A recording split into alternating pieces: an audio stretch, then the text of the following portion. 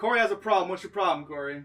I got this fucking program. It's called I Go Win. It plays Go with you. Yeah. It's on a 9x9 board because I'm a baby. I'm a little baby. And so I play, and when you beat it, it gets harder, and because it takes away the handicap stones. That's the way Go works, is that if you're within, like, 10 ranks of another person, you can even it out by having the other. That's how the ranks are defined. Sure. It's can you beat this person without handicap stones. Yeah.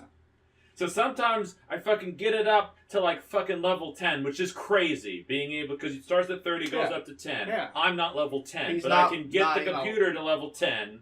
But sometimes I wake up in the morning and I just lose 5 fucking games in a row.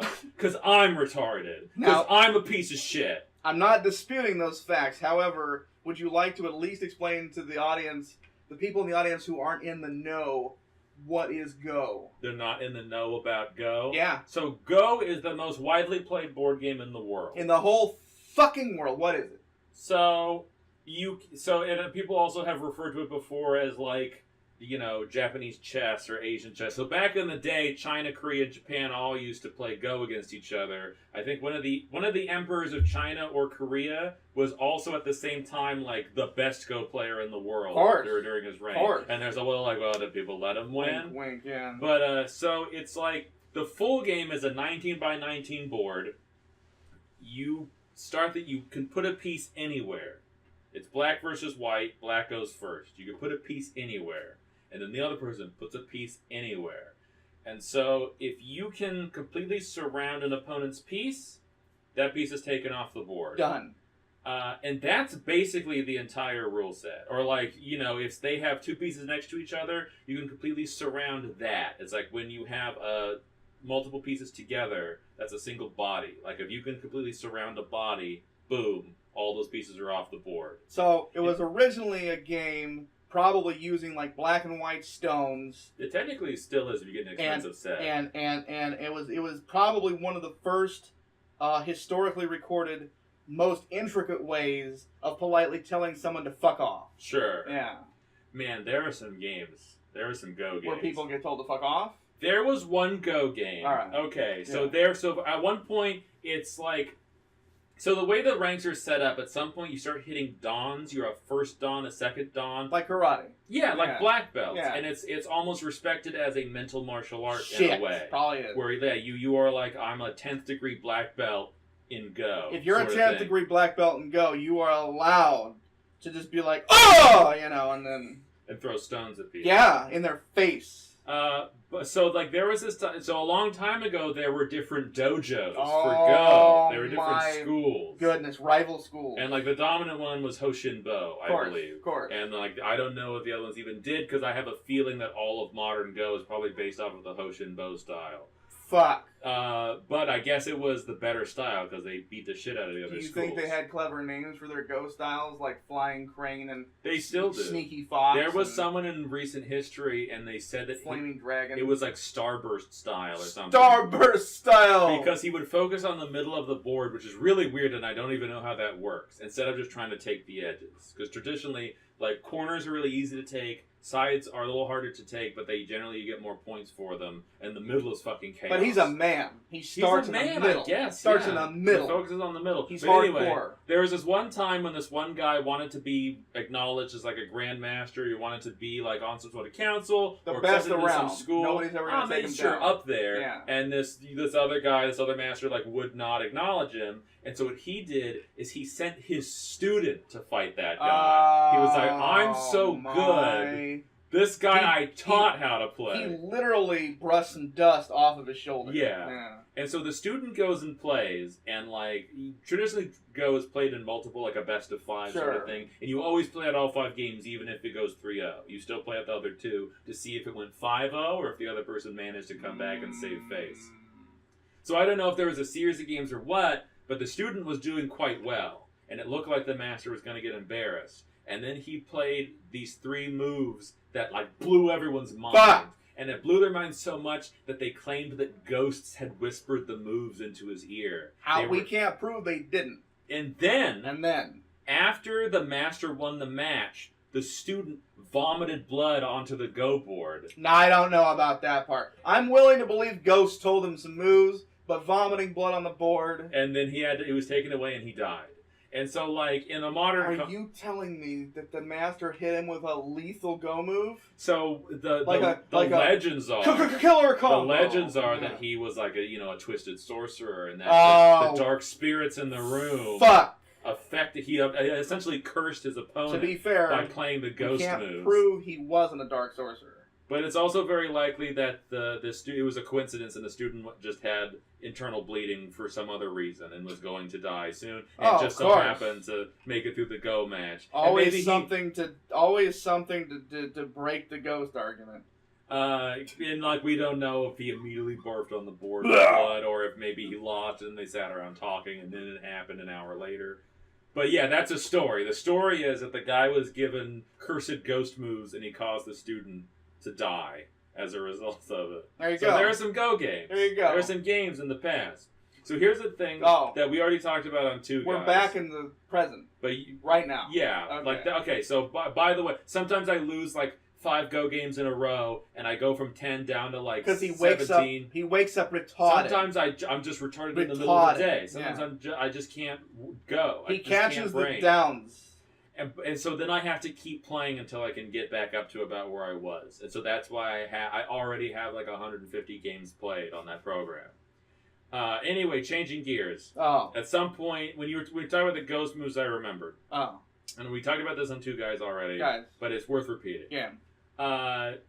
So I was over at the family house recently. Yeah. And Franklin, my sister's I'm already creeped out because you mentioned your house. He watches Ancient Aliens. Great. But he takes it serious. He doesn't watch it for fun. Because I'll watch it for fun. But he watches it for serious. Yeah, man. They're speaking the truth. So he put one episode on and then he just started wandering around because he's got a baby or whatever. And so it was about Sasquatch. And so they were talking about Sasquatch, and then they were like, well, there are some caves that connect up to each other. So I think they said, so probably every cave in the world is connected, is the leap they made. And then they said, this could be an explanation of how Sasquatch is so difficult to find. Maybe he's actually a subterranean creature. And you know what else lived underground? Devils. And so maybe it's the case that Satan is actually a Sasquatch, and that's where the stories of Satan come from. Now, if we also think about the stories of wild men, the stories of people living out in the woods, you know who was regarded as a wild man? Merlin from the King Arthur story. Is it possible that Merlin was actually a Sasquatch? It's possible. There's also stories of Sasquatch-like creatures, Yetis, etc. Yeah. Here's one area in South America or whatever where apparently these creatures taught the local people language and mathematics and all these sorts of things. So really, there could be a connection that these Sasquatches are these, maybe magical devil creatures. Maybe they're regarded as wizards, and they actually... Maybe they're actually aliens. Ancient aliens. Sasquatches are actually ancient aliens who got left behind. Or left on purpose. Or they didn't get left behind, and that's why it's so difficult to track them down, because they go up to the spaceship. And you only see them in the woods when you catch them, when they're down when here they're not something. beaming up to their invisible ship. So, in summary, Sasquatch is a demon wizard alien. Here's the thing. I am caught in a strange and uncomfortable limbo. Yeah. Right in the middle between... that's some of the dumbest shit I've ever heard. Sure. And that's some of the most amazing shit I've ever heard. Welcome to Ancient Aliens. That's why some people watch that show for fun, is because sometimes they tell you that Sasquatch is a demon wizard. Here's the thing. Before you went further, I was already... I'm like, dude, caves aren't all connected. That's fucking dumb. But then I'm like, wait a minute. Right? I'm like, wait a minute. What if Sasquatch...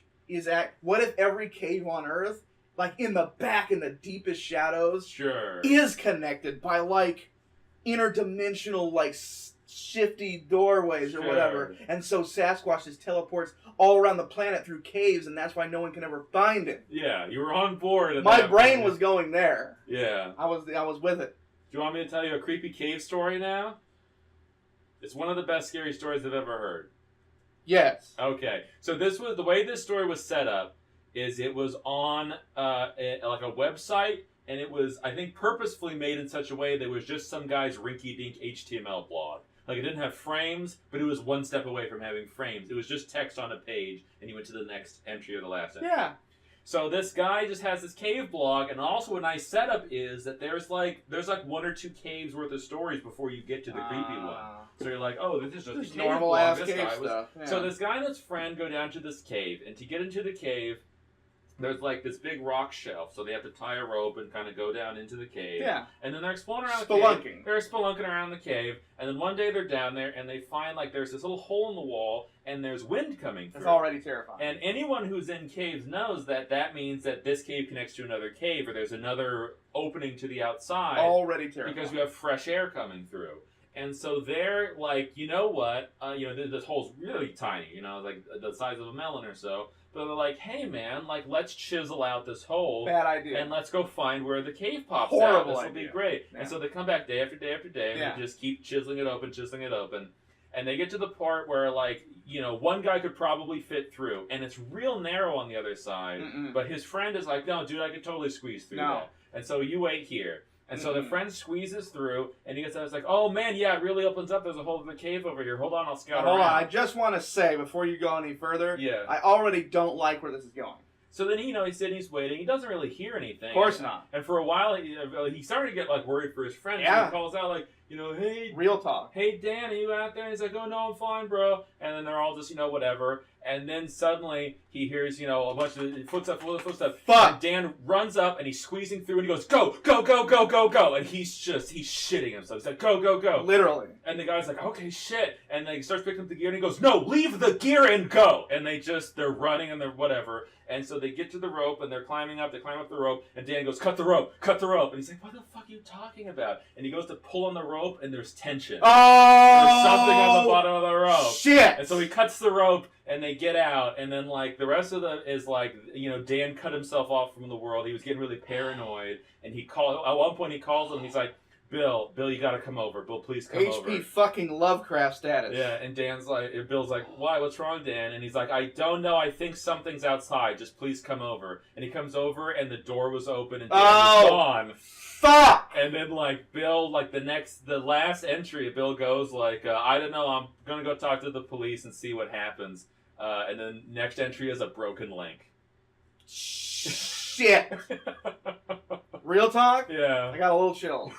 Got a tiny bit of, like a 10% chill. With the rope tension? Yeah, no, immediately. There was good. something on that rope. There was something on that rope. There was something in the back of the cave. I want to know, but I don't want to know. Yeah. Right? Yeah. That's a good one. That's a good scary story. This is honestly like a part of a podcast at this point. Know what this is? That's 3 solid get bonus episodes right there. Yeah. Right there. You got Go, you got the creepy story, and there was something else. Cave, and thing in the middle.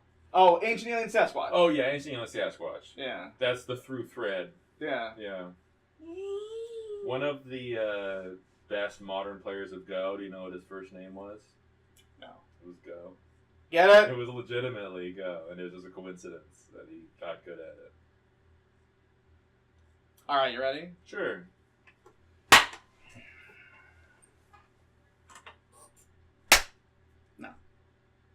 No, we're not. All right, maybe. I'm not. Yeah, I'm not. You gotta get a cup going. Yeah, I don't. Oh, you're going straight. Yeah. Now, that one's hard. That hurts my hands. You gotta go sideways. You gotta get a good cup. There you go. I should just put that up. Just a bunch of clapping. All right.